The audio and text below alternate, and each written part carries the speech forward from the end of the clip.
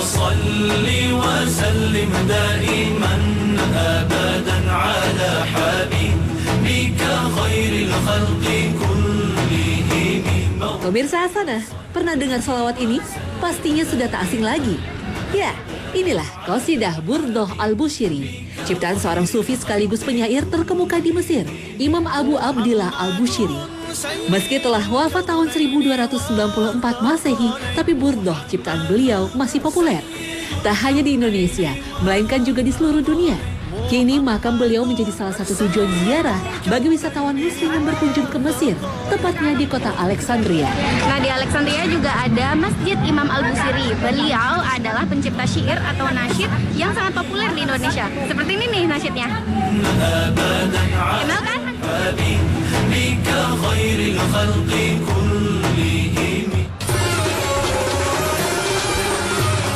Kota Alexandria berada di utara Mesir, kota nan indah yang berbatasan langsung dengan birunya Laut Mediterania. Di kota ini pula lah hidup Ratu Cleopatra, seorang putri yang melegenda di Mesir dengan segala daya tarik dan kecerdasannya. Karenanya kota ini juga dikenal dengan sebutan kota Cleopatra. Orang Mesir sendiri menyebut kota ini dengan sebutan Al-Iskandariyah, yang merupakan kota terbesar kedua di Mesir setelah Kairo. Alexandria dibangun oleh Alexander the Great atau Iskandar Agung di tahun 332 sebelum Masehi. Sebuah kota pelabuhan yang pernah menjadi ibu kota Mesir selama 1000 tahun lamanya. Kini, Alexandria menjelma menjadi kota modern yang cantik, namun meninggalkan jejak sejarah. Wajar jika banyak wisatawan dari berbagai penjuru dunia tertarik untuk mengunjungi kota ini.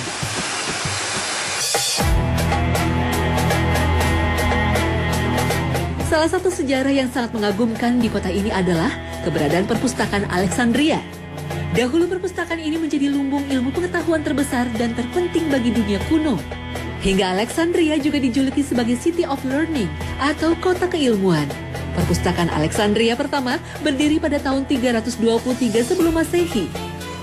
Dan sejumlah ilmuwan besar tercatat menghabiskan sebagian hidupnya di kota ini, seperti Archimedes dan Eratosthenes.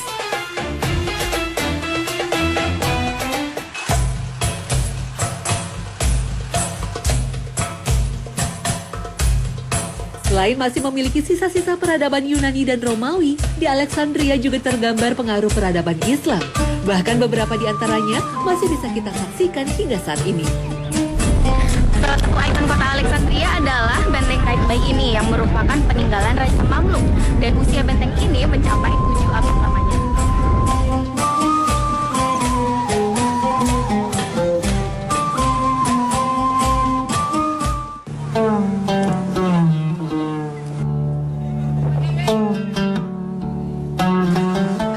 Selain Benteng Qaitbay, Istana Muntazah juga merupakan sisa peninggalan Islam di Alexandria.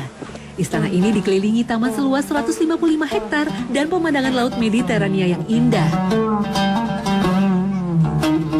Istana ini dulunya merupakan kediaman Raja Farouk dari dinasti Muhammad Ali, raja terakhir yang berkuasa di Mesir sebelum perubahan sistem pemerintahan Mesir dari kerajaan menjadi republik. Kini, Istana Raja Farouk menjadi milik negara dan digunakan sebagai tempat menerima tamu-tamu kenegaraan. Bagi pengunjung muslim tidak lengkap jika hanya berwisata tanpa menelusuri jejak nabi atau ulama yang ada di kota ini. Di antaranya adalah makam Nabi Daniel alaihi salam. Assalamualaikum Ustaz. Salam. Ustaz, ini kan kita lagi ada di Masjid Nabi Daniel. Iya. Nah, mungkin banyak yang belum tahu tentang Nabi Daniel. Iya. Mungkin Ustaz bisa jelasin siapa sih beliau?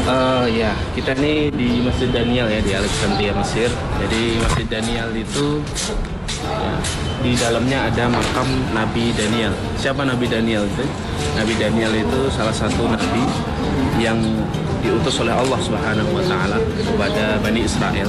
Tapi memang kisahnya tidak dikisahkan di dalam Al-Qur'an. Nah, Nabi Daniel ini diutus oleh Allah Subhanahu wa taala dan disebut oleh para ulama seperti Abul Aliyah dalam kitabnya Dalailun Nubuwah itu mengatakan ini Daniel ini, Nabi Daniel alaihissalam, beliau diutus untuk mengkabarkan akan diutusnya Nabi Isa dan Nabi Muhammad SAW. Kita masuk dulu, Ustaz.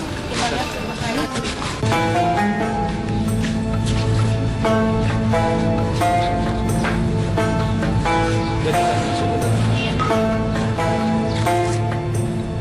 Di Di dalam masjid Nabi Daniel ini juga ada makam Luqmanul Hakim, seorang hamba yang begitu Allah muliakan hingga namanya abadi menjadi nama surah dalam Al-Quran. Sebagian pendapat mengatakan Luqman merupakan seorang nabi, namun pendapat lain mengatakan Luqman hanya seorang hamba yang soleh dan Allah berikan hikmah padanya, sesuai dalam firman Allah Subhanahu wa Ta'ala. Dan sesungguhnya telah kami berikan hikmah kepada Luqman, yaitu bersyukurlah kepada Allah. Dan barang siapa yang bersyukur kepada Allah, maka sesungguhnya ia bersyukur untuk dirinya sendiri. Dan barang siapa yang tidak bersyukur, maka sesungguhnya Allah Maha Kaya, lagi Maha Terpuji. Al-Quran Surah Luqman ayat 12. Wallahu alam bishawab.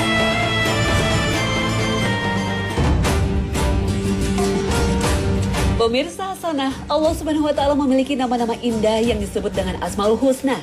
Yang meskipun sebenarnya nama-nama indah Allah itu banyak, tapi yang paling populer dan kita kenal berjumlah 99.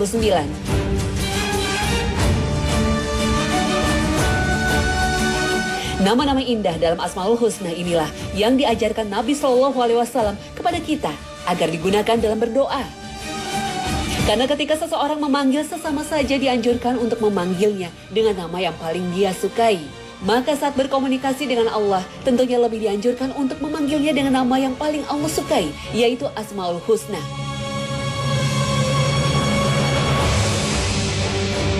Inilah yang Allah Subhanahu wa Ta'ala perintahkan dalam firman-Nya. Dan Allah memiliki Asmaul Husna, nama-nama yang terbaik. Maka bermohonlah kepadanya dengan menyebutnya Asmaul Husna itu. Dan tinggalkanlah orang-orang yang menyalah-artikan nama-namanya. Mereka kelak akan mendapat balasan terhadap apa yang telah mereka kerjakan. Al-Quran Surah Al-A'raf ayat 180. Dalam ayat lain Allah Subhanahu wa Ta'ala berfirman, katakanlah Muhammad, serulah Allah atau serulah Ar-Rahman dengan nama yang mana saja kamu dapat menyeru, karena dia mempunyai Asmaul Husna, nama-nama yang terbaik. Dan janganlah engkau mengeraskan suaramu dalam sholat, dan janganlah pula merendahkannya, dan usahakan jalan tengah di antara kedua itu. Al-Quran Surah Al-Isra ayat 110. Perintah berdoa dengan menyebut Asmaul Husna dalam ayat ini di antara maksudnya adalah cara berdoa dengan menyebut nama indahnya Allah disesuaikan dengan isi permohonannya. Lalu bagaimana cara berdoa dengan menyebut Asmaul Husna atau nama-nama indah Allah? Jika kita cermati contoh-contoh doa yang disebutkan dalam Al-Quran atau yang diajarkan oleh Nabi SAW, kita akan dapati ada dua cara dalam menggunakan kalimat Asmaul Husna untuk berdoa. Pertama, menyebut Asmaul Husna di awal kalimat. Misalnya, Ya Hayyu atau yang Maha Hidup, Ya Qayyum atau yang terus-menerus mengurusi makhluk dengan rahmatmu, aku mohon pertolongan. Misalnya, jika seseorang memohon rezeki, hendaknya berdoa dengan mengucapkan sifat Ar-Razzaq, Maha Pemberi rezeki. Misalnya dengan mengucapkan, Ya Razzaq, Urzukni. Wahai yang Maha Pemberi rezeki, berilah aku rezeki. Jika yang dimohonkan kesembuhan dari penyakit, maka sebutlah sifat Allah yang Maha Penyembuh atau Asy-Syafi. Misalnya dengan mengucapkan, Ya Syafi, Ishfini. Wahai yang Maha Penyembuh, sembuhkanlah aku. Dan jika memohon kasih sayang Allah, ucapkanlah, Ya Rahman, Irhamni. Wahai yang Maha Penyayang, sayangilah aku. Demikianlah dan seterusnya. Penyebutan di awal kalimat doa ini dimaksudkan sebagai tawassul atau menjadikannya penghantar atau sarana kepada Allah. Sedangkan cara kedua adalah dengan menyebutnya di penghujung doa sebagai penutup. Misalnya, Ya Allah, anugerahkan kepada kami rezeki yang halal dan cukup. Sesungguhnya Engkau adalah Ar-Razzaq, Maha Pemberi rezeki. Atau misalnya, Ya Allah, ampuni dan rahmati aku. Sesungguhnya Engkau Al-Ghafurur Rahim, Maha Pengampun lagi Maha Penyayang. Contoh lainnya seperti firman Allah, Ya Tuhan kami, janganlah Engkau jadikan hati kami condong kepada kesesatan sesudah Engkau beri petunjuk kepada kami, dan karuniakanlah kepada kami rahmat dari sisi Engkau. Karena sesungguhnya Engkaulah Al-Wahhab, Maha Pemberi karunia. Al-Quran Surah Ali Imran ayat 8. Cara yang sama seperti doa yang diajarkan Nabi SAW kepada Abu Bakar Siddiq radhiyallahu anhu yang berbunyi, Ya Allah, sesungguhnya aku telah menzolimi diriku sendiri dengan kezoliman yang banyak. Tidak ada yang bisa mengampuni dosa-dosa kecuali Engkau. Maka ampunilah aku dengan ampunan dari sisi-Mu dan rahmati aku. Sesungguhnya Engkau Al-Ghafur, Maha Pengampun, dan Ar-Rahim, Maha Penyayang. Hadis riwayat Bukhari Muslim. Cara lain untuk menggunakan Asmaul Husna tertentu yang sesuai dengan hajatnya dalam berdoa dengan menyebut nama Allah secara umum, seperti yang pernah dipanjatkan oleh Nabi SAW. Ya Allah, sesungguhnya aku adalah hamba-Mu, anak hamba laki-lakimu, dan anak hamba perempuanmu. Ubun-ubunku berada di tangan-Mu. Hukum-Mu berlaku pada diriku. Ketetapan-Mu adil atas diriku. Aku memohon kepadamu dengan segala nama yang menjadi milik-Mu, yang Engkau namakan dirimu dengannya.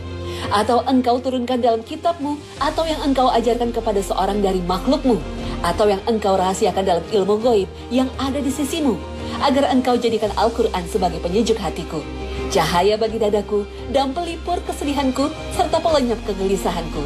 Hadis riwayat Ahmad dan lainnya. Wallahu a'lam.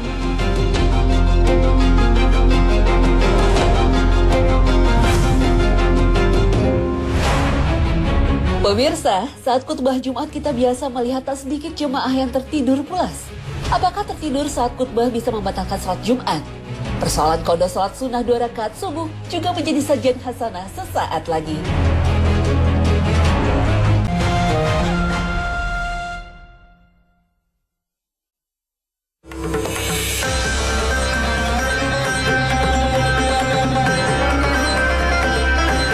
Pemirsa hasanah, ada salat sunnah yang sangat istimewa dan tidak pernah ditinggalkan oleh Nabi SAW selama hidupnya.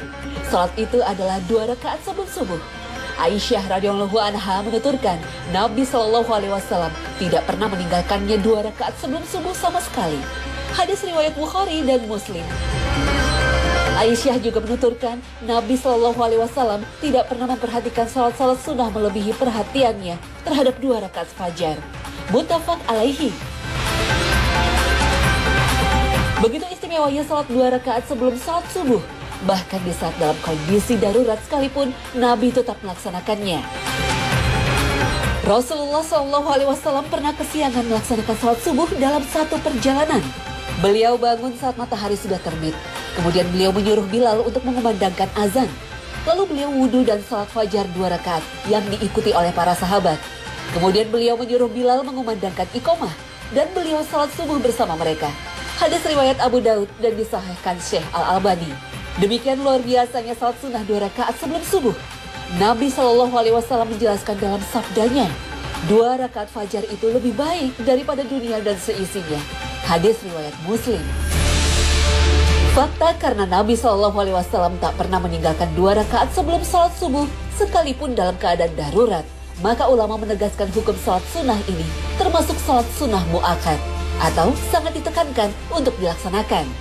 Jika begitu penting dan istimewanya salat sunnah 2 rakaat sebelum subuh, lalu bagaimana saat seseorang tidak punya kesempatan menjalankan 2 rakaat fajar sebelum salat subuh? Bolehkah mengqadha atau menggantinya di waktu lain? Jika seseorang tidak berkesempatan menjalankan 2 rakaat fajar sebelum salat subuh, maka boleh baginya mengqadhanya atau menggantinya setelah salat subuh atau pada waktu matahari sudah terbit di waktu duha. Mengqadha 2 rakaat subuh ini dibenarkan oleh Nabi SAW berdasarkan hadis dari Qais bin Amr. Ia menuturkan bahwa Rasulullah SAW pernah melihatnya salat 2 rakaat fajar setelah salat subuh. Lalu beliau bertanya, 2 rakaat apa ini wahai Qais? Qais menjawab, ya Rasulullah, aku belum menunaikan 2 rakaat fajar, maka 2 rakaat ini adalah 2 rakaat fajar. Nabi SAW membiarkannya. Hadis riwayat Ahmad, Abu Daud, dan Al-Tirmizi. Diamnya Nabi SAW menunjukkan pengakuannya akan kebolehan mengqadha atau mengganti salat sunnah qabliyah subuh dilakukan setelah salat subuh. Akan tetapi menurut ulama kontemporer, mengakhirkannya sampai matahari meninggi lebih utama karena Nabi SAW memerintahkan hal ini. Adapun mengerjakannya sesudah salat subuh sebenarnya juga sudah dibenarkan oleh Nabi SAW. Inilah pendapat yang dipilih Imam Ahmad. Beliau berkata, jika ia mengerjakannya sesudah fajar salat subuh, maka itu sudah cukup. Adapun saya memilih mengqadha atau menggantinya di waktu duha. Hal ini berdasarkan riwayat dari Abu Hurairah radhiyallahu anhu bahwa Rasulullah SAW bersabda, "Siapa yang belum salat 2 rakaat fajar maka hendaknya mengerjakannya setelah terbit matahari." Hadis riwayat Tirmizi, Ibnu Huzaimah, Al-Hakim, Ibnu Hibban, dan selainnya.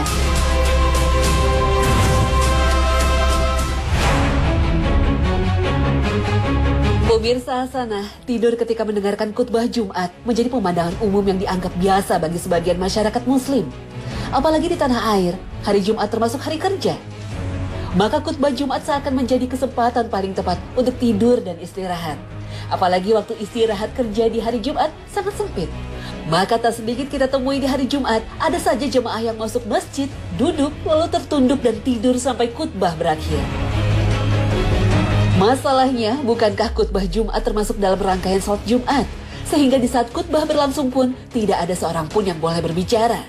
Nabi SAW bersabda, "Barang siapa yang berbicara pada saat imam khutbah Jumat, maka ia seperti keledai yang memikul lembaran-lembaran."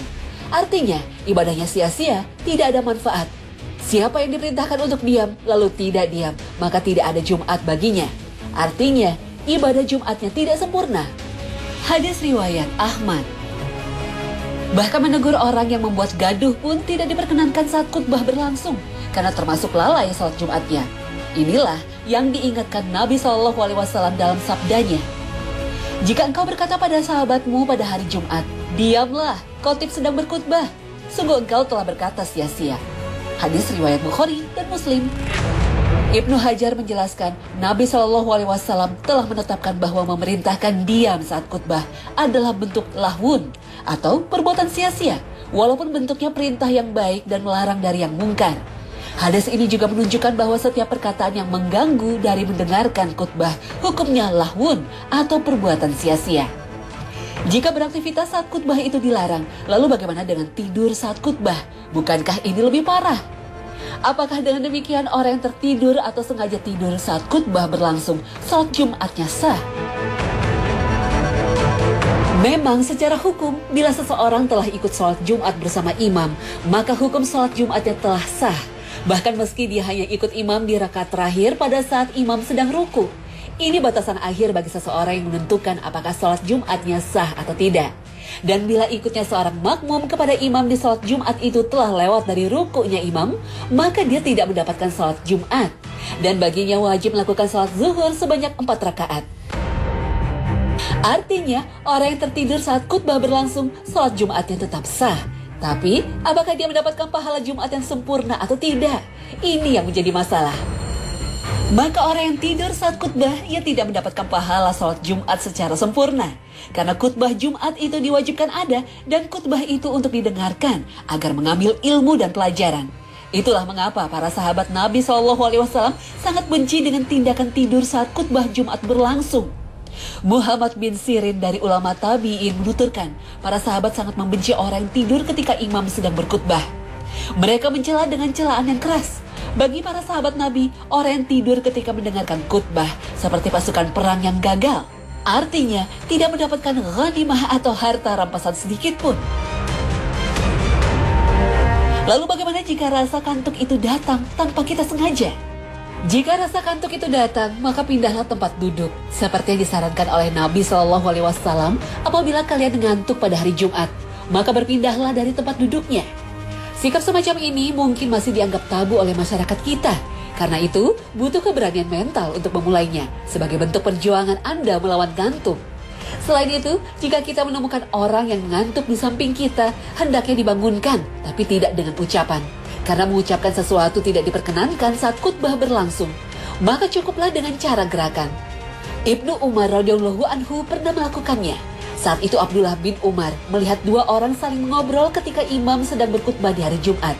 Kemudian beliau melempar keduanya dengan kerikil agar mereka diam. Demikian pula jika membangunkan orang yang tertidur. Tidur memang dilarang, tapi kita juga tidak bisa menyalahkan begitu saja orang-orang yang tidur saat khutbah. Karena bisa saja justru khotibnya juga bikin mengantuk jamaah. Entah karena suaranya pelan, penyampaiannya kurang menggugah, atau karena durasinya kelamaan, hingga orang bosan mendengarkan, sehingga jemaah tidur pulas. Seharusnya khutbah Jumat itu tidak perlu terlalu lama. Cukup 15 menit saja, paling lama 20 menit. Semakin pendek khutbah, semakin baik.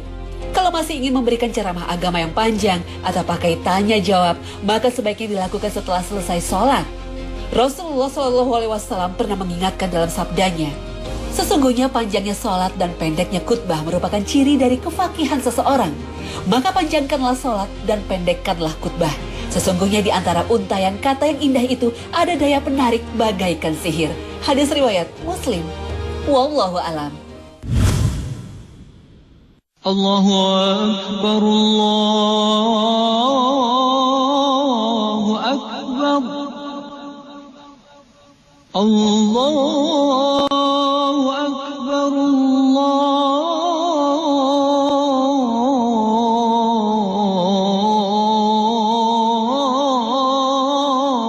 Akbar.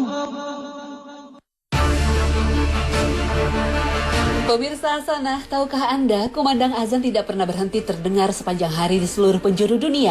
Meski sholat wajib hanya 5 waktu, tapi kumandang azan tidak pernah berhenti terdengar. Perjalanan waktu yang ditandai dengan bergesernya matahari dari timur ke barat mengakibatkan pergeseran waktu sholat antar wilayah. Inilah yang menyebabkan azan tidak berhenti dikumandangkan sepanjang waktu. Waktu sholat subuh di Surabaya misalnya berbeda dengan waktu sholat subuh di Jakarta. Begitu juga waktu sholat subuh di Jakarta lebih cepat daripada sholat subuh di Banda Aceh, dan begitu seterusnya. Jika kita berandai-andai terbang dari arah timur ke barat melalui kota-kota di dunia yang dimulai dari timur Indonesia, maka di setiap kota yang kita lalui, kita akan mendengar suara azan. Begitu seterusnya. Selama ada orang muslim, disitulah azan akan selalu berkumandang. Allahu Akbar.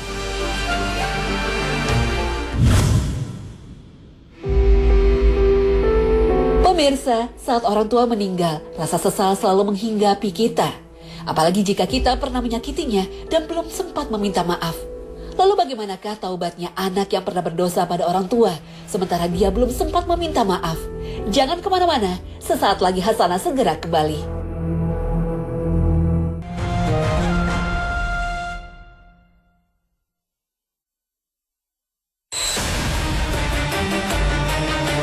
Pemirsa Hasanah, berbagai kasus anak yang durhaka pada orang tuanya tak pernah berhenti diberitakan.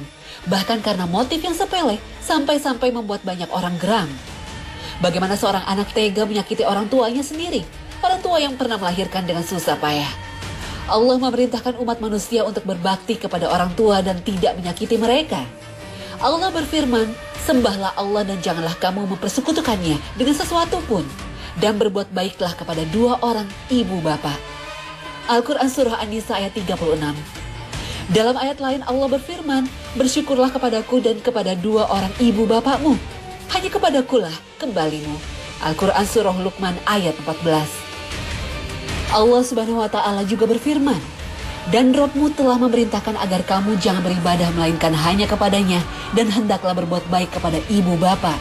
Jika salah seorang di antara keduanya atau kedua-duanya sampai berusia lanjut dalam pemeliharaanmu, maka sekali-kali janganlah engkau berkata kepada keduanya perkataan ah, dan janganlah engkau membentak keduanya, dan ucapkanlah kepada keduanya perkataan yang baik, dan rendahkanlah dirimu terhadap keduanya dengan penuh kasih sayang, dan ucapkanlah, ya Robku, sayangilah keduanya sebagaimana mereka berdua telah mendidik aku pada waktu kecil.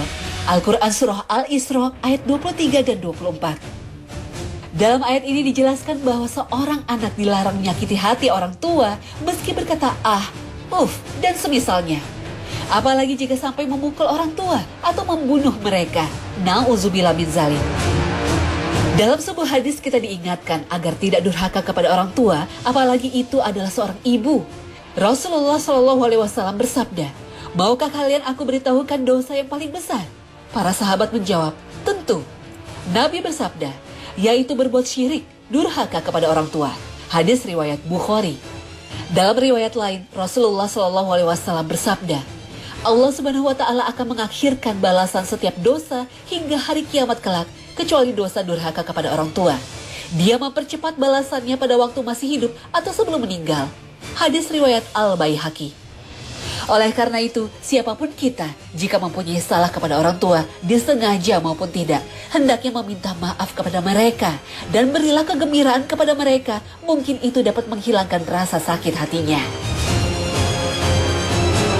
Dalam sebuah riwayat disebutkan, seseorang datang kepada Rasulullah SAW dan berkata, "Aku akan berbaiat kepadamu untuk berhijrah dan aku tinggalkan kedua orang tuaku dalam keadaan menangis." Rasulullah SAW bersabda, "Kembalilah kepada kedua orang tuamu dan buatlah keduanya tertawa sebagaimana engkau telah membuat keduanya menangis." Hadis riwayat Abu Daud, An-Nasai, Al-Baihaqi dan Al-Hakim.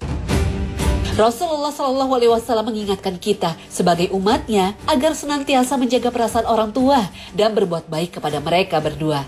Ibnu Umar pernah menegaskan, tangisan kedua orang tua termasuk kedurhakaan dan dosa besar. Hadis riwayat Bukhari. Lalu bagaimana jika sampai ibu atau ayahnya meninggal, sementara sang anak yang pernah durhaka pada keduanya belum meminta maaf? Pertama yang harus dilakukan adalah bertobat dan menyesali perbuatan tersebut. Allah berfirman, "Dialah yang menerima taubat dari hamba-hambanya dan memaafkan kesalahan-kesalahan dan mengetahui apa yang kamu kerjakan." Al-Quran Surah Asy-Syura ayat 25. Menurut Imam An-Nawawi, tuntutan kedua orang tua kepada anak durhaka di akhirat tidak ada jalan untuk membatalkannya. Tapi sebaiknya anak durhaka yang sudah tobat dan menyesal memperbanyak istighfar, minta ampun dan berdoa untuk kedua orang tuanya.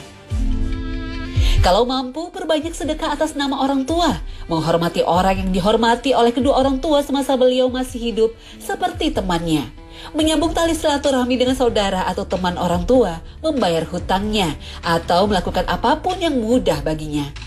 Dalam hal ini, Ibnul Qayyim menegaskan, jika dia benar-benar telah menyesali dosanya, sedih memikirkan dosanya, itulah tobat.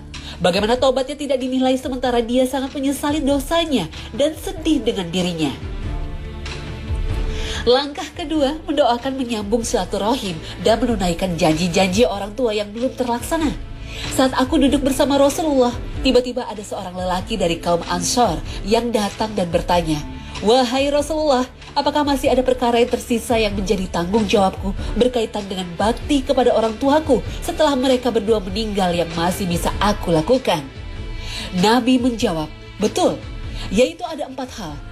Engkau doakan dan mintakan ampunan bagi mereka, melaksanakan janji mereka, serta memuliakan sahabat-sahabat mereka, juga menyambung tali silaturahmi dengan orang yang ada hubungannya dengan ayah ibu.